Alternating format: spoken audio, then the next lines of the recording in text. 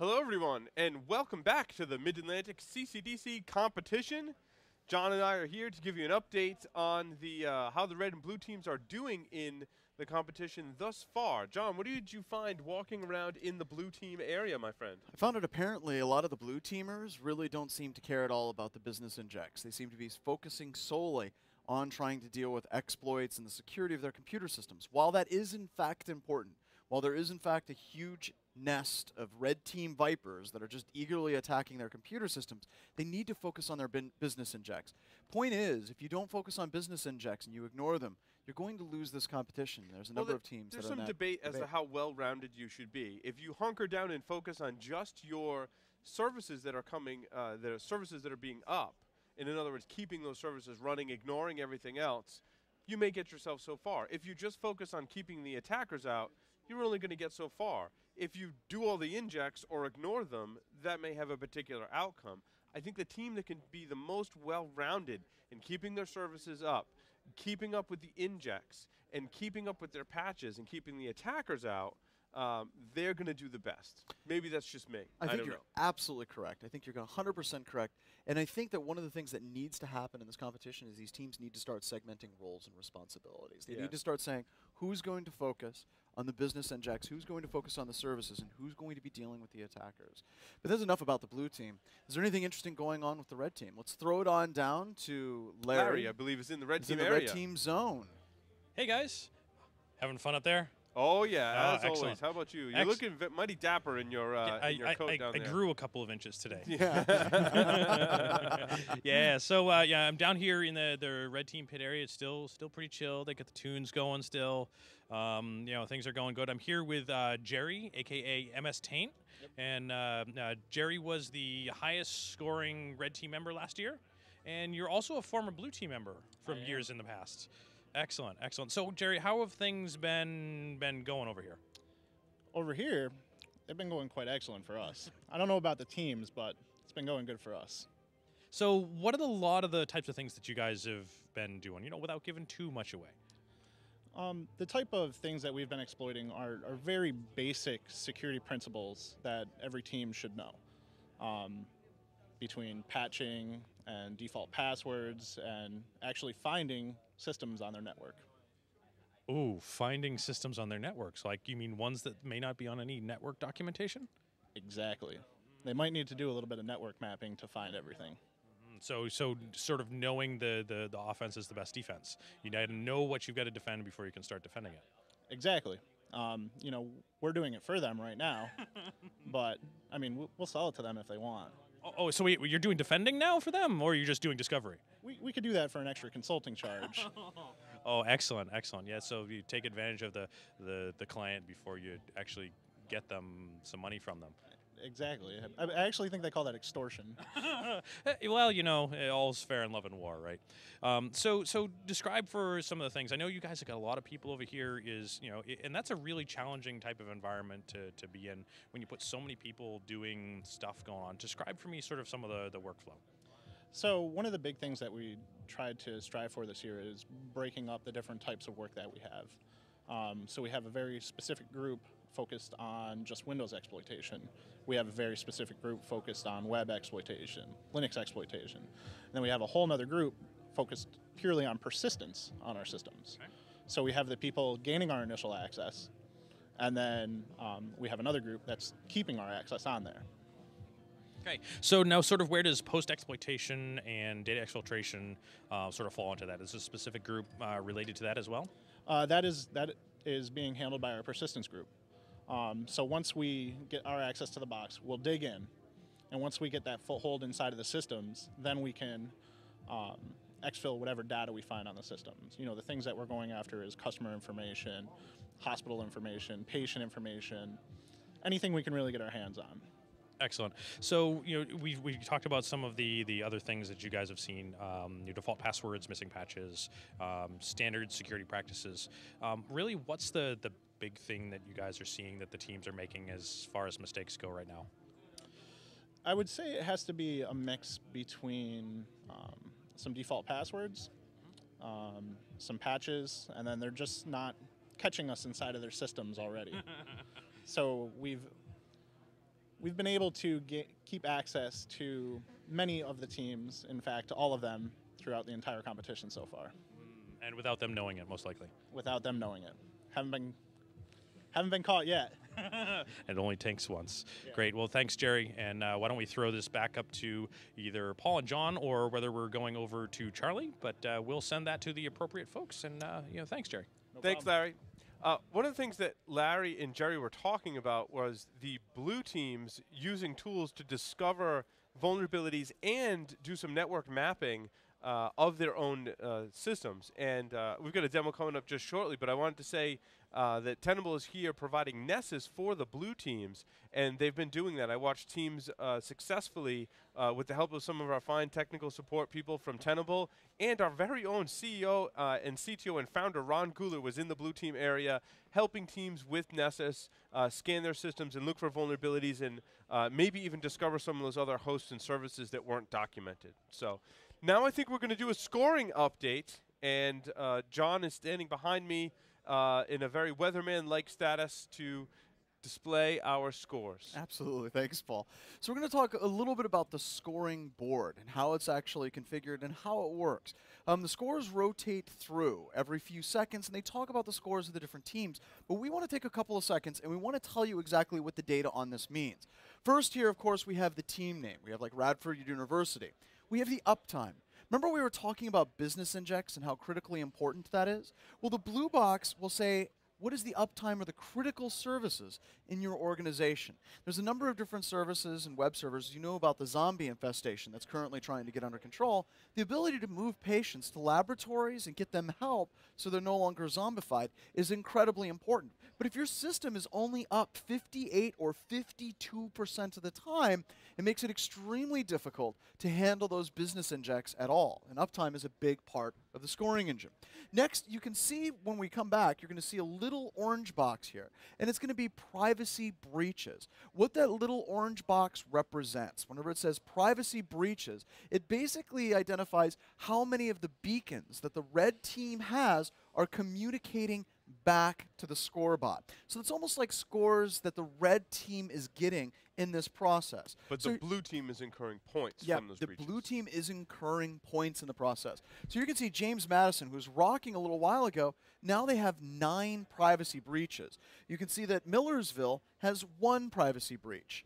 Now there's another box right here, break-ins. How many systems have been compromised and are now well known to the scoring team that the systems have been compromised? Because there's a variety of different ways, as Paul's going to show here in a little bit, to compromise many of these computer systems. They may not pick up all of the different ways that the red team has broken in. That's why this one is so important, because it's identifying the beaconed data. So what this would represent, what is your company's capability of staying up?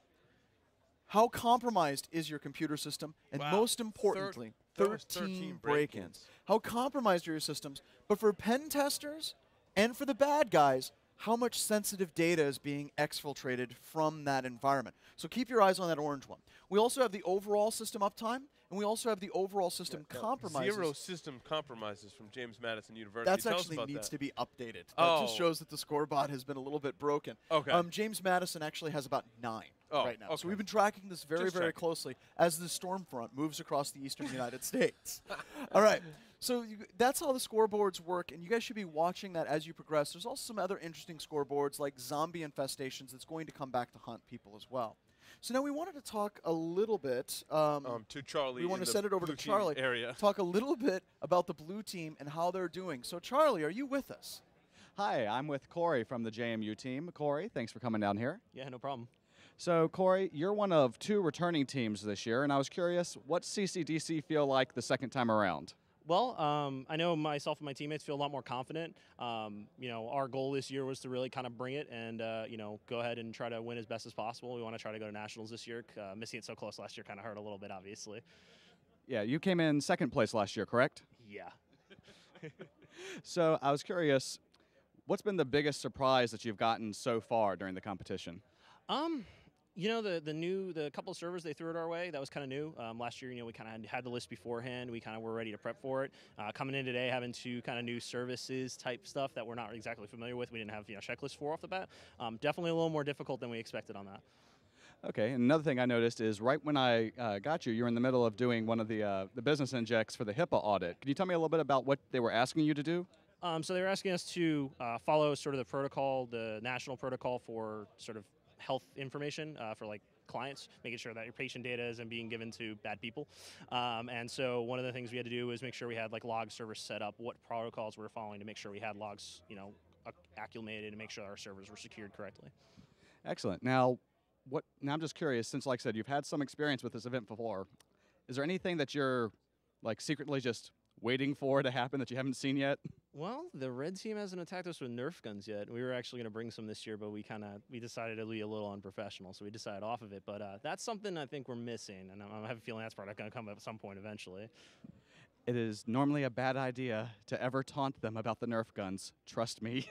I wasn't taunting them. I encourage it. I mean, luckily this year we're a little bit further back, but I have a feeling they'll still try to hit us as hard as they can. That's always fun. So as we're going forward with the rest of the competition, just what's your plan for the next, let's see, we have about 3 hours left today. What's your plan to close out the day?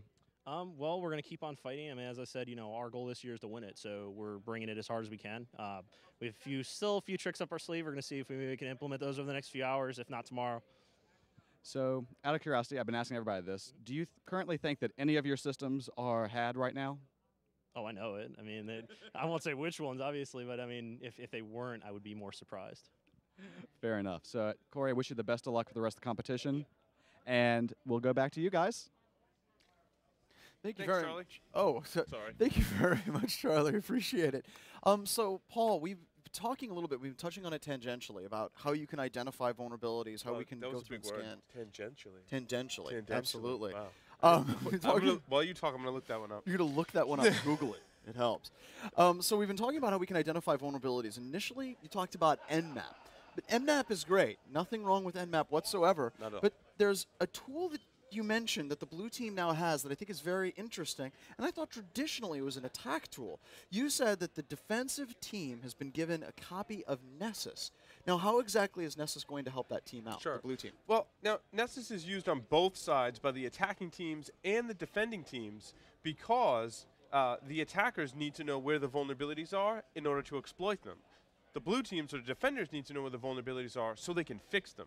So Tenable's been, they're helping the blue teams run Nessus and use the tool to find vulnerabilities so that they can fix them before someone exploits them. So I just wanted to walk everyone through basically in our little scenario here using the same host that we ran Nmap against, running Nessus against that host and seeing what other kinds of information we can gather above and beyond what Nmap has provided. So just a quick little tutorial of Nessus here. If I were to go into my policies, the first thing I want to do is define how Nessus is going to scan my system. And there's a couple of neat things here that I think really apply to the competition. For example, if you know that the competition is using Metasploit, right?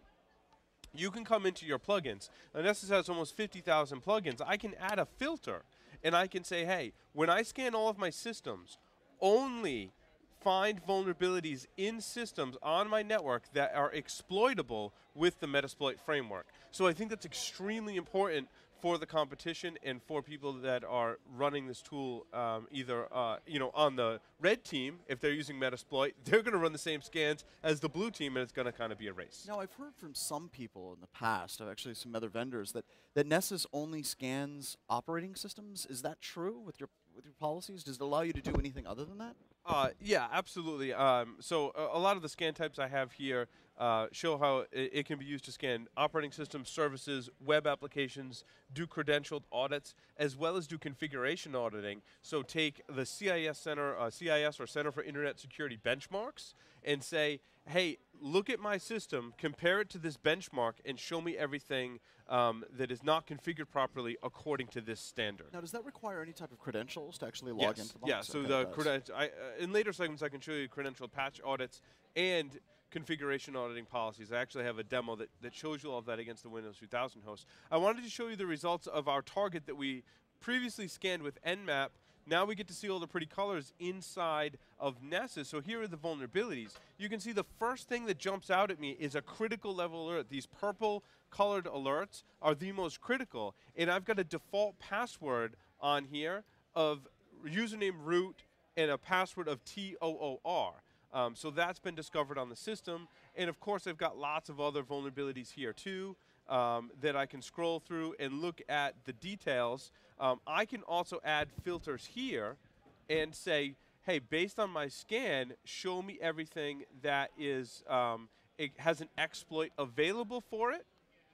Right? So this would be the things that I would want to focus on first. You can see here our FTP server has a vulnerability in it that is exploitable. So with what you have here, like if you can go back and clear out the filter really quick. So we Yeah. got the Nessus report.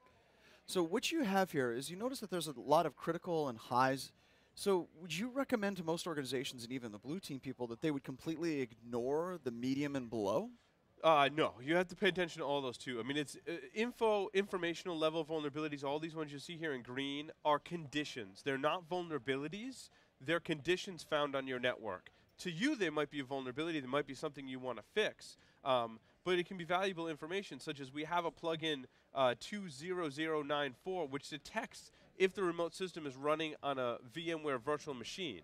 So that could be interesting information to you, and of course, it finds it here as well. I wanted to show you another scan that I have here, which lists just vulnerabilities exploitable by Metasploit on my remote host. And this is a slightly different scan tuned to look for more web application vulnerabilities. And you can see I found a vulnerability in AW Stats, which is a web application that provides statistics for web applications. So how many people visited your site, what pages did they visit. But that program has a flaw in it which allows people to execute commands on the remote host. And this is the Perl version, right? That's actually a command injection in the URL based on Perl. It's a CGI script based on Perl that allows you to do that. So this one has, if you scroll down, I can see the text here. It might be kind of small, but this says that there is a vulnerability inside of Metasploit that can exploit this, and here are the results of that command. So now you can go to Metasploit, and I get the CVE number, right? 2006-2237, for example, is a CVE number. I'd go back to Metasploit, look for that, and exploit it, which is what we'll show you inside of the next demo. Very cool. So what we're trying to do, just kind of give you guys a recap, whenever Paul is demonstrating these things, he's showing you the entire path that the bad guys would go through to try to identify vulnerabilities. And then eventually we're going to get to the point where we're going to be exploiting them. yes, And then absolutely. tomorrow I'm going to show some post-exploitation things as well. So let's quickly recap exactly where we're at. So right now, the red team has been very, very, very busy in compromising the systems, but not just compromising the computer systems, but setting up beacons to replicate what the bad guys would do in the real world. The bad guys would try to exfiltrate data from your network, and that is now what the red team is starting to do. So you're going to see the scores start to shift very, very quickly, and I think that we're going to start seeing exactly what teams came prepared for this competition and which ones did not. The other thing that we're going to start seeing is we're going to start seeing that uptime, the business inject portion, like actually running the business, become more and more critical over the next couple of days. I do hope sincerely that a lot of the blue teams understand that is just as important, if not more so, than just beating the red team out of their computer system. So we have a lot of really, really cool things, and I think we even have some interviews coming up a little bit later. So Paul, so far, we're kind of at not a stopping point, we're kind of in a middle way through the competition. What is your overall kind of feelings for how the overall competition is going? I think what you're going to see maybe coming up as kind of a preview is the red teams. I mean, they've been compromising systems, putting backdoors on there, getting successful. That's one of two things are going to happen.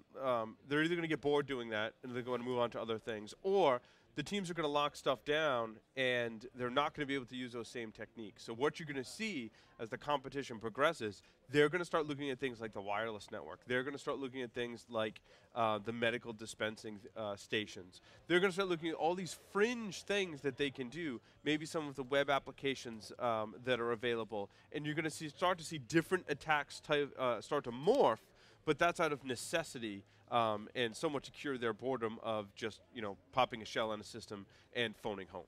Yeah, one of the things I thought was very interesting is you mentioned Ron Gulo is running around helping people install and use Nessus. We don't see that a lot where CEOs are actually there helping install the software. But one of the students actually got through and scanned his entire environment just to see how bad it was. Yeah. And as soon as he got the scan results, he just puts his head in his hands, throws his pen down, and walks away to go get something to drink. So I think it's finally starting to sink in for the blue teams exactly how much they're going to have to be dealing with over the next coming hours and days. Absolutely. So that concludes this segment. We'll be back at the top of the hour with an update from both the red and blue teams, and hopefully rounding out some of our demonstrations, which will show you exploitation and privilege escalation. Thanks, everyone.